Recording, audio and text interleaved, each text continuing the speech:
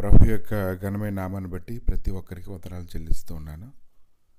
ఉదయకాలాన్ని భక్తుడైతే మాట్లాడుతూ ఉన్నాడు. కీర్తన గ్రంథము 60వ అధ్యాయము 11వ వచనం, మనుషుల సహాయం వ్యర్థము, శత్రువులను జయించుటకు మాకు సహాయం దయచేయము. కనుక మనుషుల సహాయం వ్యర్థమే. శత్రువులను జయించాలంటే దేవుడే ప్రతి ఒక్కరికి సహాయం దయచేయాలి. కనుక ఎంతోమంది భక్తులు పరిశుద్ధ గ్రంథంలో చూస్తున్నప్పుడు ఎంతోమంది శత్రువులను కలిగి ఉండి వారందరి నుంచి విడిపించడానికి మనుషుల సహాయాన్ని బట్టి కాదు, కానీ దేవుని యొక్క సహాయాన్ని బట్టి మాత్రమే వాటిని అధిగమించగలమని వారు తెలుసుకున్నారు. ఇంకా కీర్తన 72వ అధ్యాయము 12వ వచనం, దరిద్రులు మొరపెట్టగా అతడు వారిని విడిపించును, ధీరులను నిరాధారులను అతడు విడిపించును. పేతురైతే సంఖ్యలతో బంధించబడి చెరసాల్లో ఉంచబడినప్పుడు అతడైతే దైవ సన్నిధిలోని అతని హృదయస్థితి ఎలా ఉందో, అతను ఎలా మొరపెట్టుకుంటూ ఉన్నాడో, అతను అంత నలిగిపోయి ఉన్నాడో, కానీ అతని హృదయం ఖచ్చితంగా దైవ సన్నిధిలో మొరపెట్టే ఉంటుంది. తన యొక్క భవిష్యత్తును గురించినటువంటి చింత అతను ఆవరించి ఉంటుంది. అటువంటి పరిస్థితుల్లో ప్రభు అయితే తన దూతను పంపించి ఆశ్చర్యకరంగా అతన్ని బయటకు తీసుకొని రావడాన్ని మనం చూస్తూ ఉన్నాము. యోబు గ్రంథము 29వ అధ్యాయము 12వ వచనంలో, యాలయనగా మొరపెట్టిన దీనులను, తండ్రి లేని వారిని, సహాయం లేని వారిని నేను విడిపించుతిని. కనుక ఈరోజు అనేక మందిని విడిపించడానికి ఆయన శక్తిమంతుడై ఉన్నాడు. మనుషులు బట్టి అయితే కొన్ని సంగతులు అయితే జరగవు, కానీ దేవుడే కలుగు చేసుకోవడం ద్వారా ఎన్నో కార్యాలు జరగడాన్ని మనం చూస్తూ ఉన్నాము. పరిశుద్ధ గ్రంథంలో కీర్తన గ్రంథము 121వ అధ్యాయము 2వ వచనంలో, యెహోవా వలన నాకు సహాయం కలుగును, ఆయన భూమి ఆకాశములను సృజించినవాడు. కనుక ప్రార్థన అనేది ఒక వ్యక్తి మొరపెడుతూ ఉన్నప్పుడు అది నిచ్చిన వల్లే అది మనం ఎక్కడానికి దిగడానికి అది మనకు సహాయకారిగా ఉంటుంది. మనం ప్రార్థన చేస్తూ ఉన్నప్పుడు మనకి ప్రార్థన దైవ సన్నిధిలో ఆయనకు చేరుతూ ఉంది.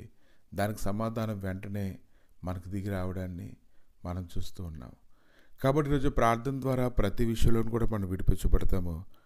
కనుకనే దేవుని కొరకు నువ్వు కనిపెట్టుకుని ఉన్నట్లయితే ధైర్యం తెచ్చుకొని నీ హృదయాన్ని నిబ్బరంగా ఉంచుకోవాలి. పరిస్థితుల వైపు చూడకుండా ఆయన కొరకు నువ్వు కనిపెట్టుకున్నట్లయితే, కొండల తట్టు నువ్వు కనులెత్తుచున్నావు కాబట్టి ఖచ్చితంగా ఆయన సహాయం నీకు వస్తుందని నువ్వు గ్రహించాలి. ఇంకా ఆయన యందు ఎవరెవరైతే భయభక్తులు కలిగి ఉన్నారో ఆయన యందు ఇంకా నమ్మిక ఉంచుతుండగా దేవుడే వారికి సహాయంగా కేడంగా ఉంటాడని మనం తెలుసుకోగలగాలి. కాబట్టి ఈ దినాన దైవ సన్నిధిలోని దేవుడు పట్టణంలో ఉన్నాడు. పట్టణంలో నుండి మనకి కృపను అనుగ్రహిస్తూ ఉన్నాడు. అరణ్యంలో ఉన్నాడు. అరణ్యంలో నుండి మన కృపను అనుగ్రహిస్తున్నాడు. శ్రమల్లో మనం ఉన్నప్పుడు శ్రమల్లో నుండి మనం విడిపించడానికి ఆయన మనకి కృపను అనుగ్రహిస్తూ ఉన్నాడు. కాబట్టి ఈ దినాన ఆయన సహాయకుడై ఉన్నావు కనుక ఆయన రెక్కల మాటను మనం సరణజొచ్చి సంతోషధ్వని చేయాలని ఈ దినాన మనం స్తుతిస్తూ ఆయనే మన దేవుడని ఆయన బట్టి మన సాక్ష్యం చెప్పగలగాలి. కాబట్టి ఆయన మనకు ఆశ్రయం దుర్గమై ఉన్నాడు. ఇంకా ఆపత్కల్లా ఆయన నమ్ముకొని తగిన సహాయకుడై ఉన్నాడు.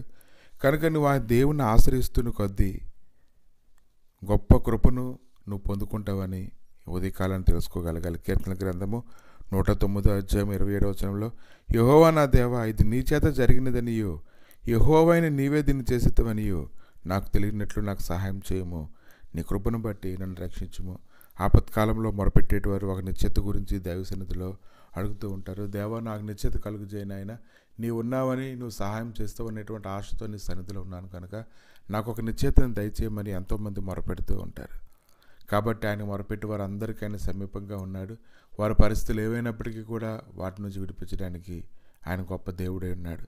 కాబట్టి ఉదయకాలంలో నువ్వు ఎలాగైతే ఆయన సన్నిధిలో మొరపెడుతున్నావో, ఎలాగైతే గోజాడుతున్నావో, నీకైతే మనుషుల సహాయం వలన ప్రయోజనం లేదు, కానీ దేవుని సహాయం వల్లే నువ్వు ఖచ్చితంగా విడిపించబడతావు. నీ కుటుంబం విడిపించబడుతుంది. నీ పరిస్థితులు అన్నింటిలోంచి నువ్వు బయటికి రాగలుగుతావు. బందీ గృహంలో నుంచి నువ్వు బయటకు వచ్చి ఆయన వెలుగులో నువ్వు జీవించడానికి ఈ ఉదయకాలాన్ని దేవుడే నీకు సహాయం అనుగ్రహించి బలపరచును గాక. ఆమేన్.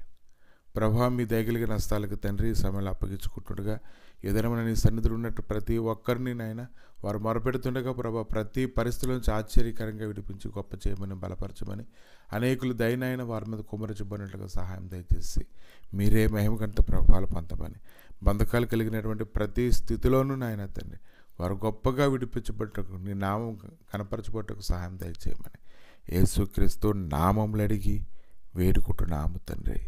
ఆమేన్.